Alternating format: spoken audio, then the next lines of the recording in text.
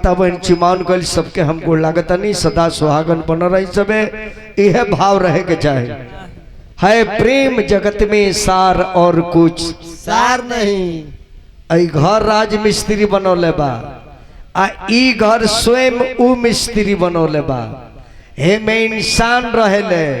ए में खुद भगवान रहेले।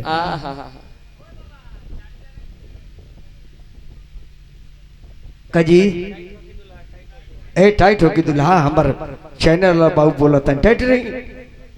का करे दूध कटू होवन इनकर जे छठियार पड़ल तले फिर एगो लड़का हो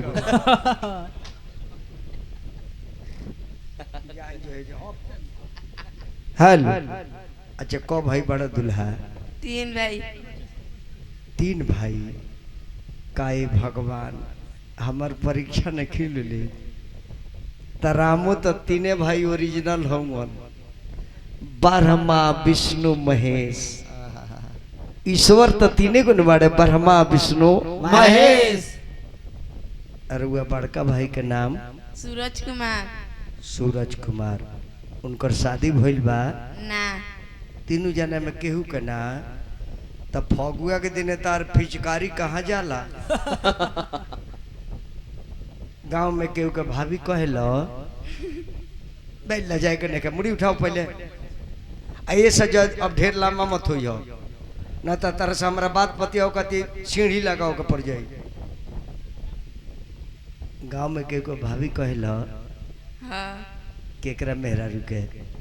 देख लजाए के नहीं ये साहब जी का काम हो केकरा मेहरा रुके भाभी कहेलो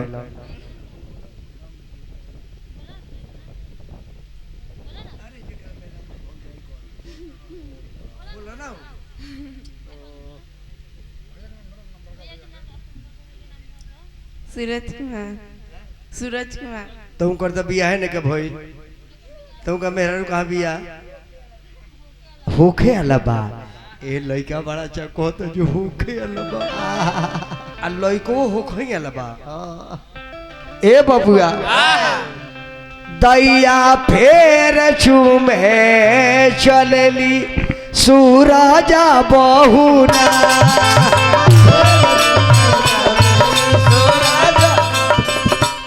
अरे ई के हजी बाप रे बाप यही कर भाव जाई का तो होखे अलबा बड़ा ढेर दिन पर बियाहवे होखे अलबा कि सब होखे अलबा रे सूरज बा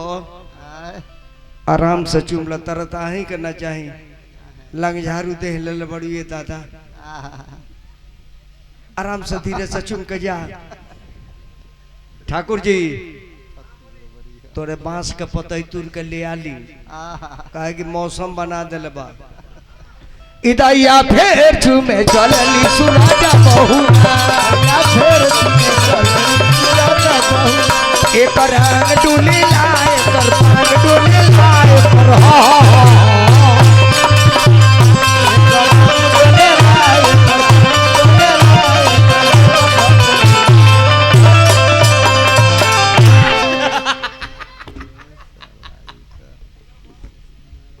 जकार्ता मालिक तिलक चढ़वा देनी बियाह के दिन दूसरा पंडित जी को बुला ले काहे हम ना आए काहे बाबा है सूरजा बू हमार शंखे फोड़ दहलो अब हम कथा पूजा में का फूके फूके भे न तो सुसुयाई होने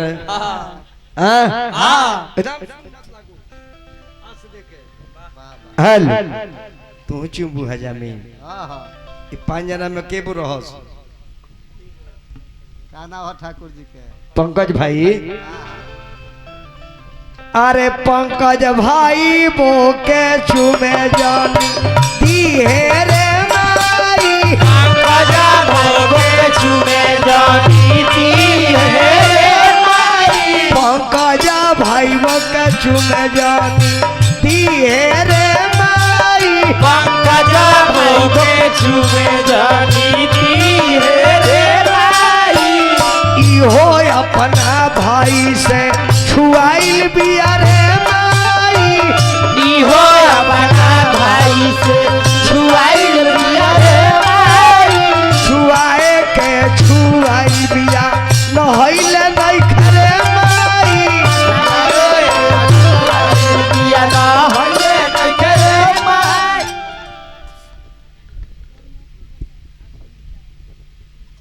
देवे अला तो खाई लो तब न कार्य हो चुमान हो जाए। अरे छुआला पर भक भक बासा दिया रे माई पंकज वो खैबू ना पियबू त मोटाइबू कैसे अपना हाजामा के तो न पर लोटाइबू अरे बाप रे का भइल अरे पंकज बाबू का कोइले बिया सूर्या बाबू का कोइले बड़ी सो अरे जीवन खराब कर दिली सो सूरज बॉबी संग फोड़ देवी पंकज बोली हजामीन ठाकुर जी के मुड़िए तुर देलो अरे बाप रे बौरहवा अरे बड़ा गजन भइल जाए हजामीन निमन ना कोइलू हनीमन चलो हमर बाबू तेरा बियाह में कितना गजन भइल हमर छेनी हथौड़ी सब तुरवा देलो अब है ने उठाइए दादा अरे उठो उठो ए जी नहीं खा उठा तो जी के ना जोई भाई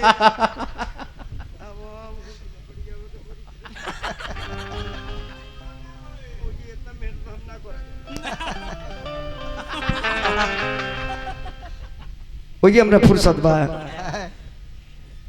चाय हा आ जल्दी तनी चाय पिया दिया जल्दी खाना ए लोग के खिवा दी ए तिलकोहरू सब बेचैन बड़े सन पहले हमरा के चाय दी शंख हमर फोड़ले बिया रे भाई सिया भैया रे नुगाई आबादी हली ओ मंगलम भगवान विष्णु मंगलम गुरुधरि मंगलम पुंडरीकाक्ष मंगलाय तनो हरे ओम शांति नमः शांति नीलांबु श्यामल कमलांगम सीता समारूपित माम भागम पाणवासाचार्य चापम नमामि रामं सनातम ओम शांति नमः शांति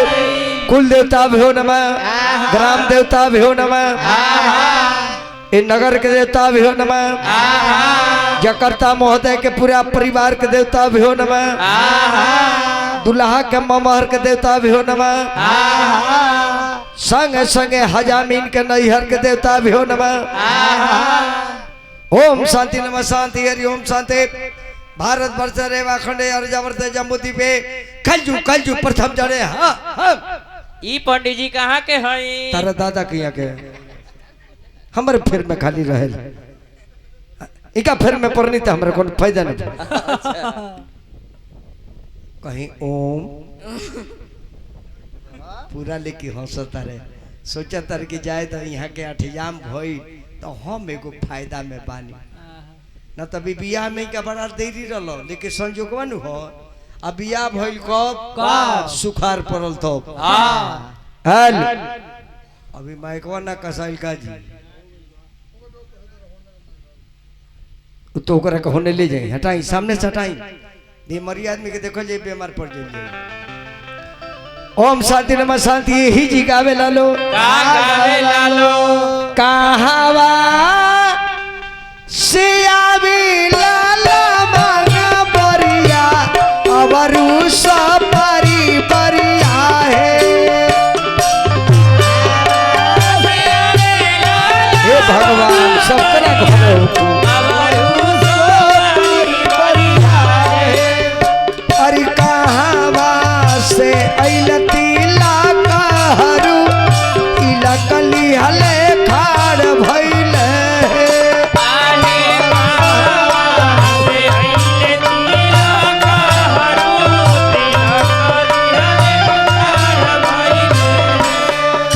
अरे पुरुबा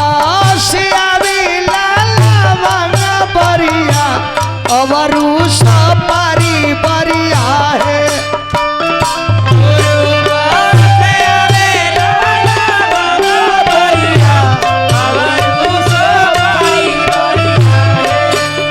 अरे मिथिला से अइलती लाकहरू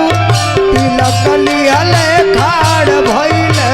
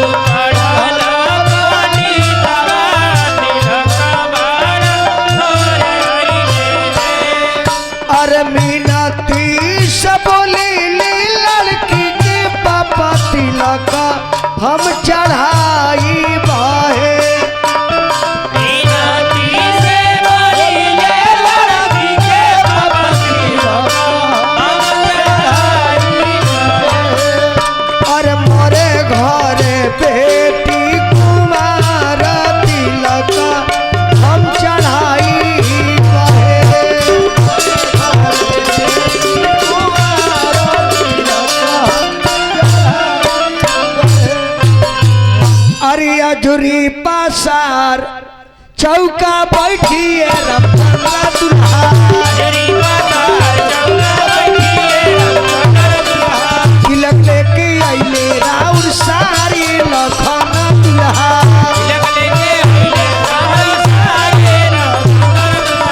पापा तुम्हारे बाबा नौकरी हो मम्मी के लिए पापा हमारे जिम्मेदार हो पापा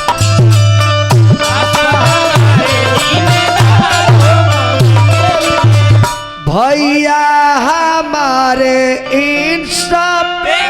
हो भाभी के लिए। जब 1 मिनट चाय रोक दी खाली तिलकवा चढ़ जाए दी जब तिलक चढ़ जाला भैया तो धान हरदी हमने किया बटाला धान हरदी बटाला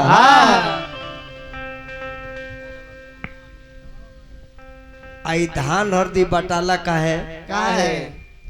धान में ऐसन गुण हो पैया धान होखे ओकरा के खेत में डालब जामी भले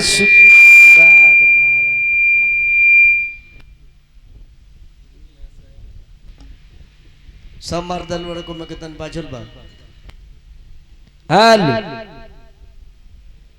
पैया धान होखे ओकरा के खेत में रुआ डाली ओकरा जामे के बाद ओकरा जामे के बाद गारंटी बा बोले सूखी लेके जामे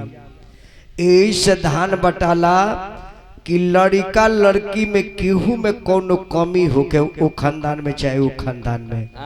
एने के धान ओने मदद करी आ ओने के धान एने मदद करी। और हरदी काहे बटाला हरदी चाहे ऊपर से पियर होके चाहे करिया ओकरा के फोरम न तो अंडारवा एके को कलर हुई वही से हरदी बटाला कि लड़की सांवर होके चाहे लड़का गोर चाहे लड़का व सांवर लड़की गोर उपारवा से रंग कैसनो के लेकिन दिल ओकर दोनों के एगो कलर में होके एमे दूब काहे के बटाला दूब में एगो बड़ी भारी गुण बा केतनो ए बड़ा धूप निकलल बा दूब पर जतने धूप लागेला उतने उहारा होला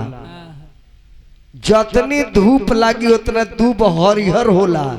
ई जान ली ऐसे दूब बटाला कि लड़का लड़की के बीच में कोनो धाह लागी के कतनो जराई केतनो झगड़ा लगाई तजेगा दूबवा के हरिहरी बरकरार रहेला वही ना दुल्हा दुल्हन के मानमा एकदम हरिहर हो।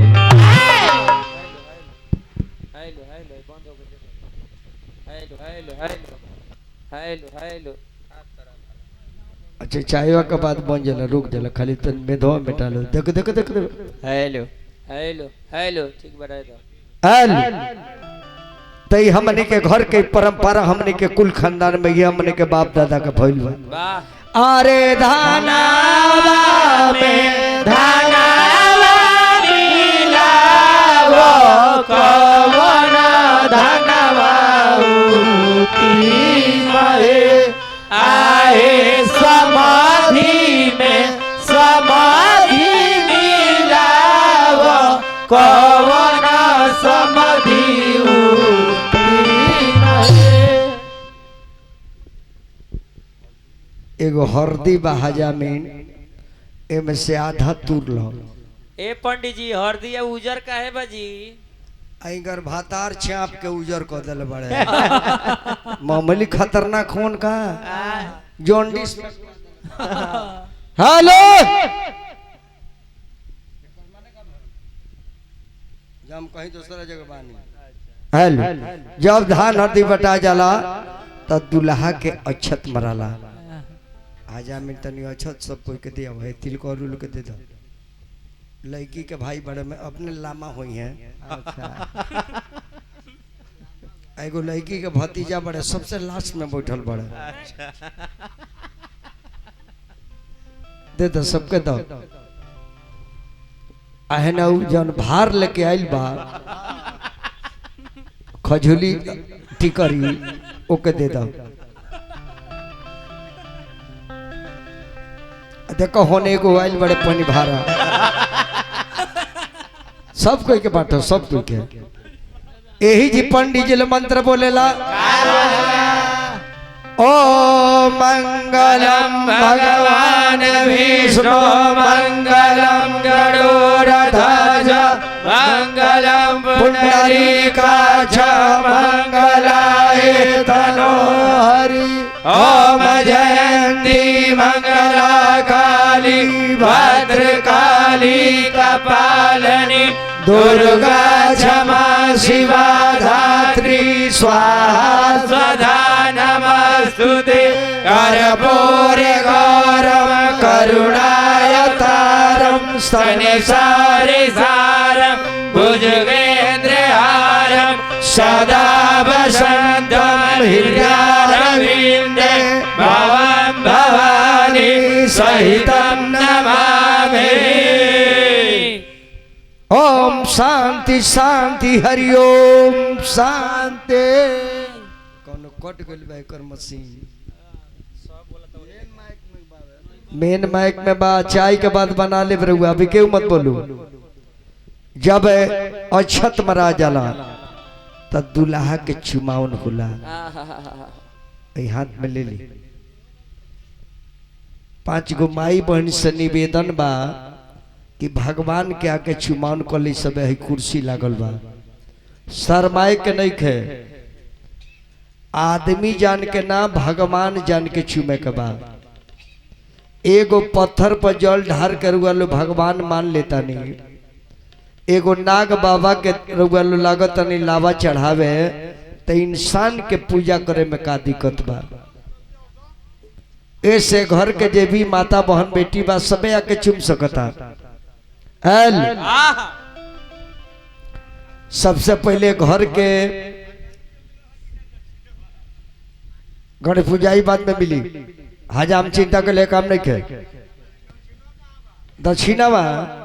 दक्षिणवा फाड़ में धोले बिया मिली नहीं महाराज काहे को हजाम बड़ा बेचैन जात हो इरवा जानी बाउर मत बना 60 बात कहता नहीं हजाम आ कुकुर जमीन सुंगत जाई मुजरिम के धली आ हजाम रहुआ दुआर पर तो मोहक जाए जे माल कितना भेटाई आ नाम माल भेटाई तो कह जे सुनता नहीं ए लइकवा के भेज देता तो तबियत हमार ठीक नहीं के काहे त माल मिले अलावा और पंडित जी बाड़े इहो जितना गणेश पूजाई करना तकले होता तकले जे केना माला होता के पंडित जी होई त बाउर मत मानी हम अपना हजाम भाई के कोनी हमारा पंडित से मतलब नहीं के हल बाबू कह कर कौन कटल बा जरूर तार मेन माइक एकदम घिघियाता बाबू हेलो हेलो ये घर के पड़ी बुढ़िया महतारी के चाची उची बा कि ना आई सबे माई बहन बेटी आई कितना पंखा रहुआ गांव में बाजी अभी कुली पंखा कौन गांव में भेटा था ना अरे वो लोग अभिनंदन करो के रोलो आजो बीनतानी ना ते सब पहचान खत्म बा तरकुल के पंखा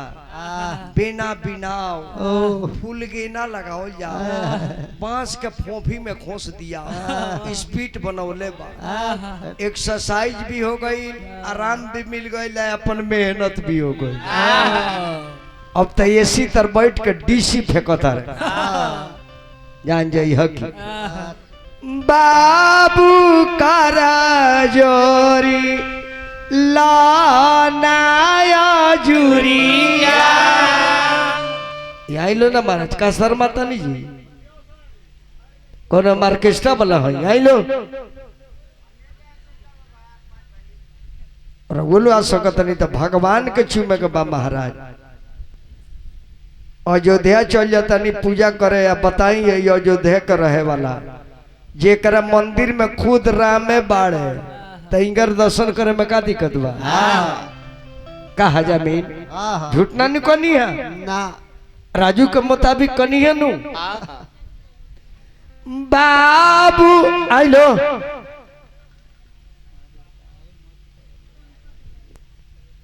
वो लोग सोचा था ये मंगनी जाई सकी कुछ लेके जाई